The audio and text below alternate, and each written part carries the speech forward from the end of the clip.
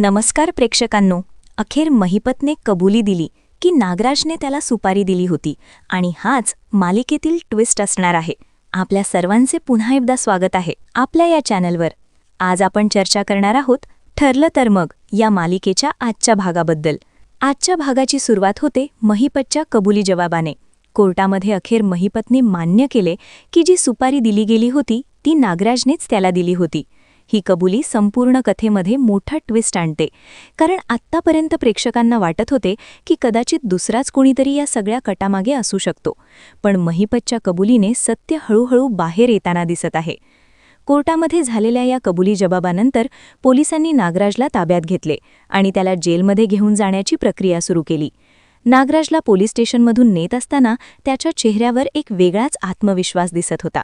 तो घाबरलेला नव्हता, उलट त्याच्या बोलण्यात एक प्रकारचा इशारा होता. जणू काही तो अजूनही काही मोठं प्लॅनिंग करत असल्यासारखा वाटत होता. यावेळी सुभेदार कुटुंबियांमध्ये आनंदाचं वातावरण निर्माण झालेले दिसले. अर्जुन आणि सायलीने अखेर सत्याचा विजय झाल्याचा आनंद व्यक्त केला. कुटुंबातील सर्व सदस्यांनी सुटकेचा श्वास घेतला, कारण बराच काळ या प्रकरणामुळे घरामध्ये तणावाचे वातावरण होते. प्रत्येकाच्या मनात एकच प्रश्न होता की शेवटी सत्य कधी बाहेर येणार. पण जसं नेहमी मालिकांमध्ये होतं तसंच आजही एक मोठा ट्विस्ट प्रेक्षकांना पाहायला मिळाला. नागराज जेलमध्ये जात असताना त्याने अर्जुन आणि सायली या उद्देशून एक धक्कादायक विधान केलं. तो म्हणाला की तुम्ही जास्त आनंदात राहू नका, तुमच्या घरामध्ये अजून एक मोठं सत्य दडलेलं आहे. नागराजच्या या बोलण्याने अर्जुन आणि सायली दोघेही थोडेसे गंभीर झाले, कारण नागराज नेहमीच काहीतरी रहस्यमय बोलत असतो. त्याचा प्रत्येक संवादामागे काहीतरी गुपित असतं असं प्रेक्षकांना वाटतं. आजही तो असंच काहीतरी संकेत देत होता. नागराज पुढे म्हणाला की तुमच्या डोळ्यासमोरच एक सत्य लपलेलं आहे, पण ते तुम्हाला कधीच दिसणार नाही. हे ऐकून सायली आणि अर्जुन दोघेही विचारात पडले. प्रेक्षकांच्या मनातही उत्सुकता निर्माण झाली की हे सत्य नेमकं काय असू शकतं. नागराजने आणखी एक धक्कादायक विधान केलं. तो म्हणाला की तो वाट बघणार आहे एका खेळ रंगण्याची. यावरून असं वाटतं की नागराज अजूनही हार मानलेला नाही. जेलमध्ये असतानाही तो काहीतरी मोठं प्लॅनिंग करत असेल अशी शक्यता निर्माण होते. मालिकेचा हा सीन खूपच सस्पेन्सफुल होता, कारण आजपर्यंत प्रेक्षकांनी पाहिलं की नागराज एक हुशार आणि धूर्त व्यक्ती आहे. तो सहजासहजी हार मानणारा नाही. त्यामुळे पुढे कथेमध्ये अजून मोठा ट्विस्ट येण्याची शक्यता आहे. सुभेदार घरामध्ये आनंदाचं वातावरण असलं तरी अर्जुनच्या चेहऱ्यावर थोडीशी चिंता दिसत होती, कारण अर्जुन हा नेहमी सत्य शोधण्याच्या मागे असतो. त्याला नागराजच्या बोलण्याचा अर्थ समजून घ्यायचा होता. सायलीसुद्धा थोडी विचारात पडलेली दिसली, कारण नागराजने जे काही सांगितलं त्यामध्ये एक प्रकारचा इशारा होता असं तिला वाटत होतं. मालिकेमध्ये सायलीचं कॅरेक्टर नेहमीच समजूतदार आणि भावनिक दाखवला जातो. आजच्या एपिसोडमध्ये कोर्ट सीन खूप प्रभावी होता. कोर्टामधील संवाद, पोलिसांची कारवाई आणि आरोपींची कबुली या सगळ्यामुळे भाग खूपच इंटरेस्टिंग झाला. प्रेक्षकांच्या दृष्टीने आजचा भाग समाधानकारक होता, कारण अखेर एका मोठ्या प्रकरणाला दिशा मिळाली. पण मालिकेची खासियत अशी आहे की एका समस्येचा शेवट झाला तरी दुसरी समस्या लगेच सुरू होते. नागराजच्या संवादावरून असं वाटतं की मालिकेमध्ये अजूनही मोठा सस्पेन्स बाकी आहे. तो म्हणाला की तुमच्या घराचं एक मोठं सत्य अजून बाहेर यायचं आहे. त्यामुळे प्रेक्षकांच्या मनात कुतूहल निर्माण झालं आहे. आता पुढच्या भागामध्ये काय होईल याची उत्सुकता वाढली आहे. अर्जुन आणि सायली त्या सत्याचा शोध घेण्याचा प्रयत्न करतील का? नागराज जेलमध्ये बसून काही नवीन प्लॅनिंग करेल का? सुभेदार कुटुंबावर अजून कोणतं संकट येईल का? ज्यामुळे नागराज जेलमध्ये गेला. अर्जुनने रमेश मोरेची साक्ष आणखी एकदा घेतली, ज्यामुळे अपघाताच्या रहस्यावर प्रकाश पडला आणि नागराजवर संशय वाढला. या भागाची सुरुवात झाली होती कोर्टरूममध्ये, जिथे तणावपूर्ण वातावरण आहे.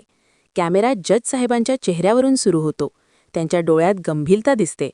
कोर्टाच्या भिंतींवर न्यायाचे प्रतीक असलेली मूर्ती आणि हॉलमध्ये प्रेक्षकांच्या जागी सुभेदार कुटुंबातील सदस्य बसलेले. अर्जुन, सायली, त्यांचे आईवडील आणि इतर रिलेटिव्स. नागराज हँडकफमध्ये उभा आहे. त्याच्या चेहऱ्यावर एक विचित्र आत्मविश्वास आहे. रमेश मोरे, जो साक्षीदार आहे, तो विटनेस बॉक्समध्ये येतो. तो एक मध्यमवयीन माणूस आहे. त्याच्या कपड्यांवरून दिसतं की तो सामान्य कष्टकरी आहे. साधा शर्ट आणि पॅन्ट, चेहऱ्यावर थकवा आणि चिंता. अर्जुन, जो सुभेदार कुटुंबाचा मुख्य सदस्य आहे, तो रमेशला प्रश्न विचारतो.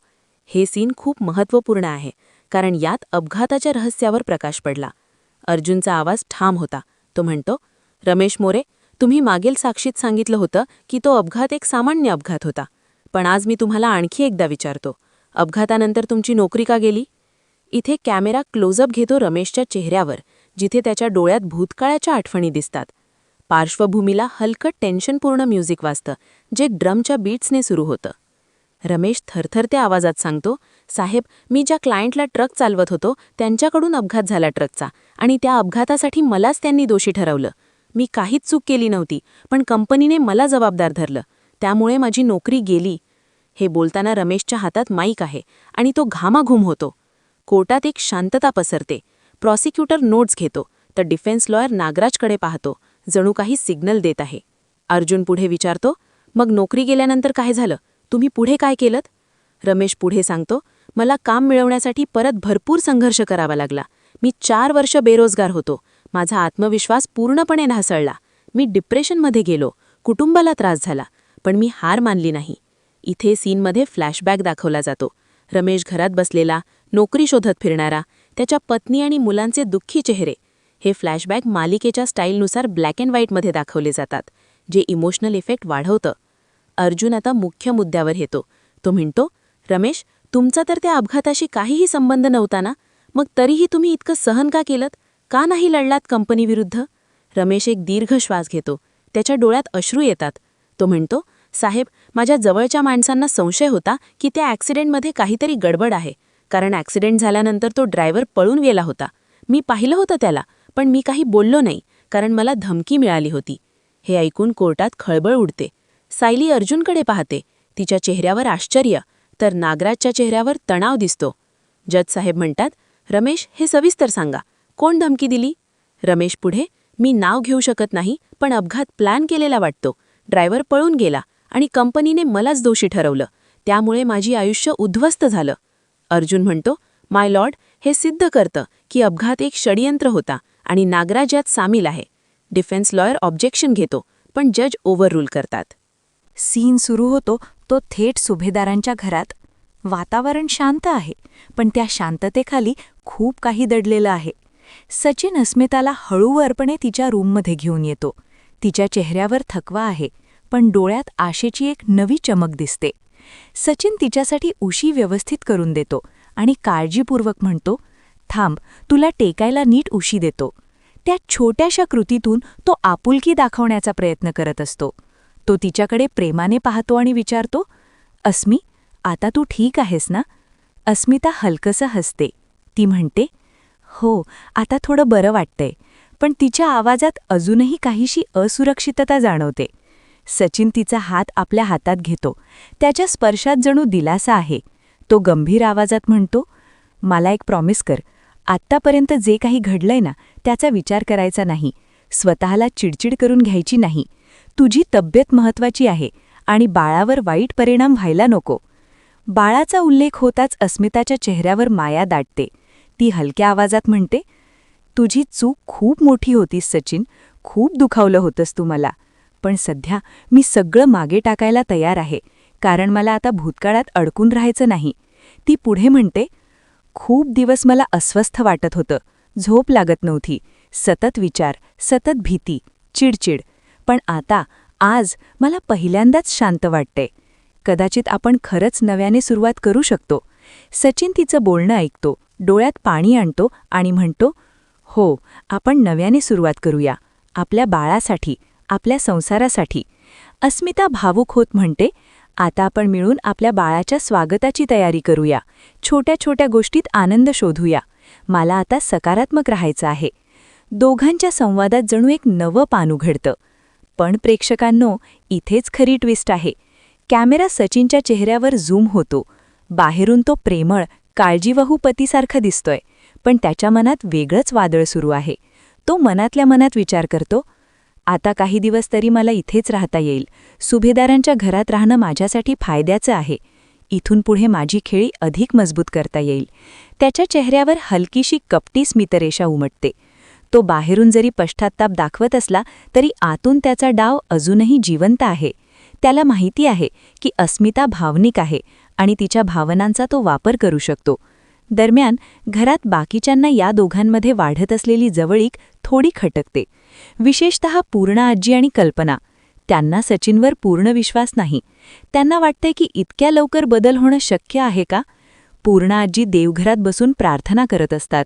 त्या मनात म्हणतात, देवा, अस्मिताला सुख दे, पण तिचा विश्वास पुन्हा तुटू देऊ नकोस. त्यांना सचिनच्या स्वभावाची जाणीव आहे. दुसऱ्या बाजूला कल्पना स्वयंपाकघरात विचारमग्न उभी असते. ती स्वतःशीच म्हणते, सचिन इतक्या सहज बदलला की काहीतरी वेगळं चाललंय. पुन्हा सीन अस्मिताच्या रूममध्ये येतो. अस्मिता आनंदाने बाळासाठी कपडे पाहत असते. ती म्हणते, हे बघ, हा छोटासा ड्रेस किती गोड आहे ना. सचिन तिला साथ देत म्हणतो, हो, अगदी आपल्या बाळासारखाच गोड. पण त्याच्या मनात वेगळाच प्लॅन सुरू असतो. या घरात राहून मला सगळ्या हालचाली समजतील. कोण कुठे आहे, काय बोलतंय, सगळं माझ्या लक्षात राहील. तो बाहेरून प्रेमळ नवरा, पण आतून रणनीती आखणारा खेळाडू बनलेला आहे. अस्मिता मात्र पूर्ण विश्वासाने नव्या आयुष्याची स्वप्न रंगवत आहे. ती म्हणते, सचिन, मला फक्त शांत आयुष्य हवंय. भांडणं नकोत, संशय नको, फक्त प्रेम. सचिन तिच्या डोक्यावर हात फिरवत म्हणतो, तुला जे हवंय तेच होईल. पण प्रेक्षकांनो, त्याच्या डोळ्यात अजूनही एक गूढ सावली आहे.